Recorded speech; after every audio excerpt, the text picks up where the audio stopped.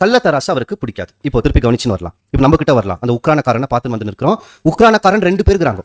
ஒருத்தங்க உலகத்தின் பிள்ளைகள், இன்னொருத்தங்க ஒளியின் பிள்ளைகள். உலகத்தின் பிள்ளைகள் யாருக்கு வேலை செஞ்சு இருக்கிறாங்க? சாத்தானுக்கு. ஒளியின் பிள்ளைகள் கிறிஸ்துக்கு. இந்த ஒளியின் பிள்ளைகள் உக்ரானக்காரர்கள் உண்மை உள்ளவர்களா இருக்கிறாங்க. இவன் பொய் செய்யணும். இப்போ திருப்பி கேள்வி கவனிக்கலாம். இந்த உவமையில இந்த உக்ரானக்காரன் இவர் பொய் சொல்லி ஏமாத்தும் போது சூப்பர்ன்றார். ரொம்ப உனக்கு ஞானம் அதிகம்னு பெருமைப்பட்டாராம். மெச்சி கொண்டாருன்னா என்ன அர்த்தங்க? இல்லைங்க. இப்போ உங்க பிள்ளைகள் வந்து ஏதோ ஒரு ஸ்கூல்ல காம்படிஷன்ல ஃபர்ஸ்ட் பிளேஸ் வாங்கிட்டாங்கன்னா உங்க மனசு எப்படி இருக்கும்? அதுதான் நடந்திருக்கு. ரொம்ப பெருமை மெச்சி கொண்டார். ஆஹா, என்னுடைய வேலைக்கார பார்த்தியாப்பா ஏமாதியா இருக்கிறான். பத்தாதோட விஷயம். ஏன் வேலை விட்டு துரத்தணும்னு நினைச்சாரு? என்ன தப்பு பண்ணியிருக்கார்? திருப்பி கவனிங்க. இவர் தப்பு பண்ணா சூப்பர்ன்றாரு. அது அவருடைய பார்வையில சரி. சொல்றது புரியுதா? இந்த ஊழியக்காரன், இந்த உக்ரானக்காரன் தவறு செய்தால் எஜமானுடைய பார்வையில் அது என்னவா இருக்கு? சரி, இதுதான் சரி. அப்ப இவர் என்னத்தை பண்ணா அந்த ஐஸ்வர்யனோட பார்வையில தப்புன்னுவார்.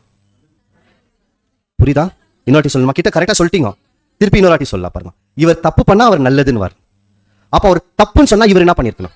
இவர் நல்லது பண்ணும். இதுதான் வித்தியாசம். அதனால தான் இந்த உவமை வந்து ஆப்போசிட்டா இருக்கும். இந்த உவமை கிறிஸ்து பேசின நிறைய 39 உவமைகள் 45 கிட்ட வரும். இதில் இந்த மாதிரி சில உவமைகள் இருக்கு. புதுரா இருக்கும், புரியறதுக்கே ரொம்ப கஷ்டமா இருக்கும். அப்ப இந்த எஜமானன் இவனை ஏன் வேலை விட்டு தூக்கணும்னு நினைச்சா தெரியுமா? இவர் நல்லது செய்ய தொடங்கிட்டாரு. உன் பத்தி கேள்விப்படுறது என்ன? நான் எதிர்பார்க்கிற வேலையை செய்யாம எனக்கு மோசடி வேலை பண்ணிருக்கிற, நீ என் கிட்ட வேலை பண்ணிக்கின்னு நீ வேற யாருக்கோ வேலை பண்ணி இருக்கிற. அதனால உன்னை என்ன பண்ற? வேலை விட்டு துரத்திடுறேன்னு சொன்ன உடனே இவர் யோசிக்கிறார், ஐயோ நான் வேலை விட்டு துரத்தப்பட்டா நான் எங்க போவேன்?